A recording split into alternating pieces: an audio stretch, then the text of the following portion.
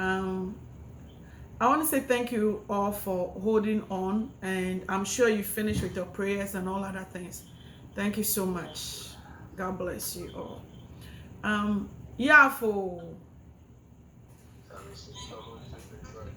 good. I like it when I hear the male voice. That's so nice.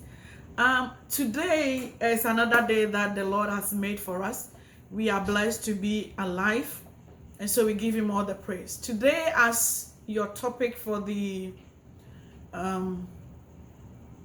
celebration of your yearly anniversary, you said we should look at how to raise noble Christian kids in this noisy and confused world. So to all of you who are joining us, we want to say welcome. Indeed, we find ourselves in a beautiful world, but it is so much of noise, so much noise is going on, and so much confusion is being caused everywhere. So I think this is a very important and timely topic for you as we discuss this. Now, I want us to take a critical look at some of the things we have in the topic. Noble Christian kids, noble Christian children. We are all Christians here, so we all talking from the Christian perspective of the way we live and the way we raise our kids. Now, I want you to know, we all know that in the Bible, in Psalm 127 verse 3, the Bible teaches us that children are noble gifts from God.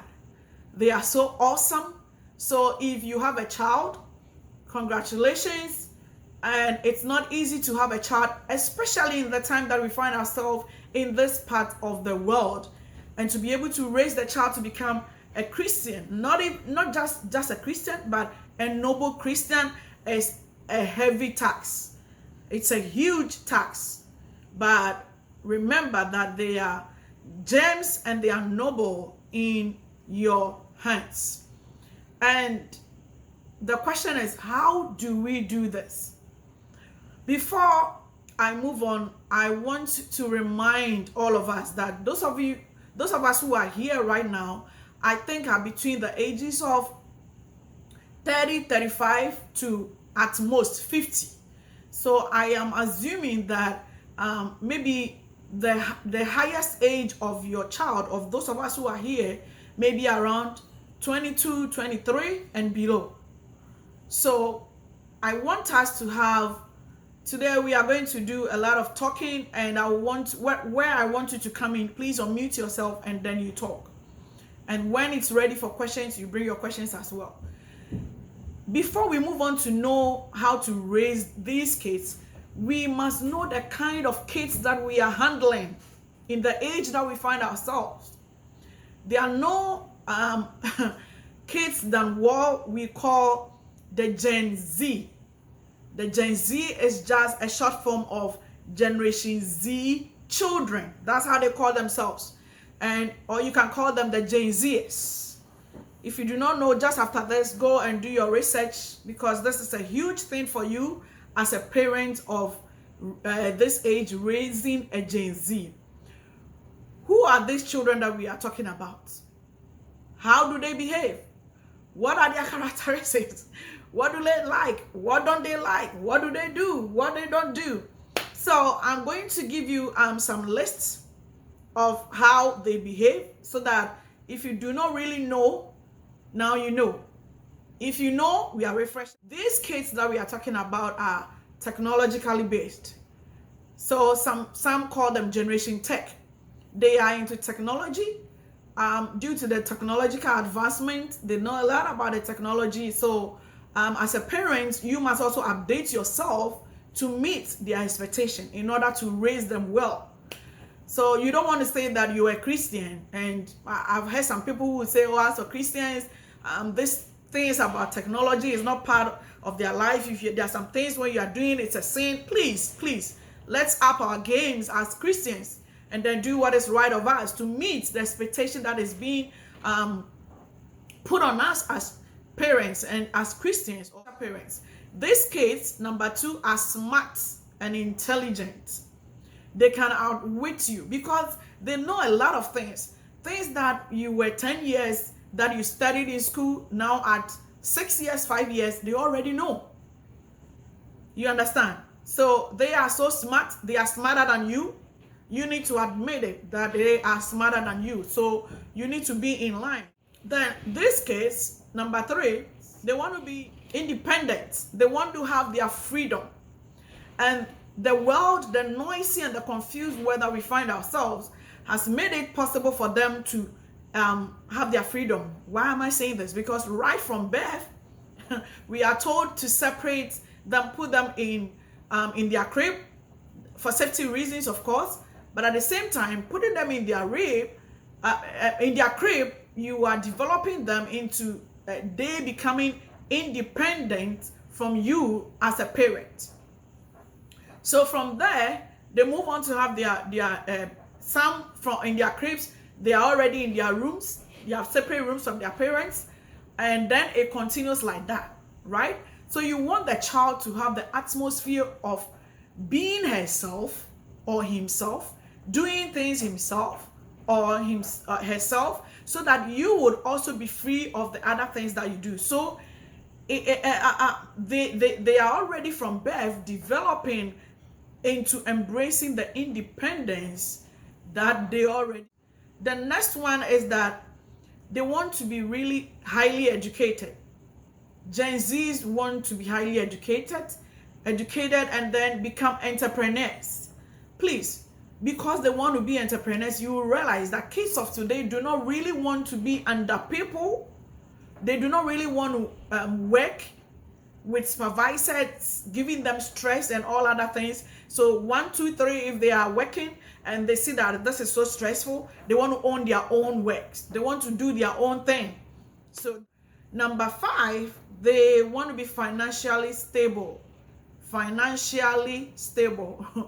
They do not want to be like their parents. Maybe they were not successful, or even if their parents are successful, they want to be more than them.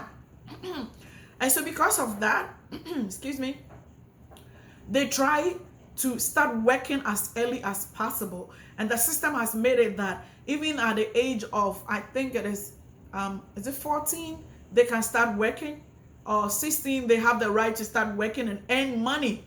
So that is it. They work early. They start working. Now, the next thing about Gen Zs or this Generation Z is that they live their lives on the net. So just as what we're doing now with the Zoom, it wasn't like that at your time of growing up, but this has come into being. So they live their lives on the net. I'm talking about the internet. And then, of course, on their laptops, and the most common one is being mobile on the phone. So everything from learning to reading their Bibles as Christians, to purchasing, to watching videos, playing games, everything, reading their books, audiobooks, or whatever. Everything is done on their smartphones. Number 7, because of all the things that they go through this stage, they are pressured. They have a lot of pressure going on because they stay on Snapchat, they're on TikTok, they're on Instagram. And so they have a lot of pressure from their friends, their peers, pressuring them to do a lot of things. And because of that, they go through a lot of stress. It is so stressful to be born as a Gen Z in the era that they find themselves in America as we talk right now. Right from the beginning, as they go to school, start school very early. If it has to be the bus, it's so stressful. If it has to be with the subway, it's not easy. If it has to be in their parents' cars, that is not easy, as little as they are. So it starts from there, moving to their elementary school, to their middle school, high school, college, and whatever. It's not easy. It's a lot of stress on. Also want to be famous. Gen Zs want to be known. Okay? They want to be known. That's why you see all of them, most of them posting pictures, videos, their everyday lives. They go into the bathroom, it's on Snapchat. Whatever they are eating, it's on Snapchat. So their life is basically on the net because they want people to see them. Okay, it's all come with their and then the next one that I want us to talk about is they doubt the existence of God. They are not really much into religion. Why? Because they think they have everything to themselves. When they need something at a click, they have it. If they want to check something, the weather, Google, they ask. If they want Alexa, this so and so, this is it. They want the location, they just, so it's like they do not really know what it means to go through a whole lot of things in life before acquiring whatever you want to do. So they don't get it. That there is a certain God that they have to worship, and then this religious things that they will have to go through. It's a burden. So we find a lot of the Gen Zs being atheists, or they doubt God. They do not really believe in God. At this point, do we have any question to ask before I move on?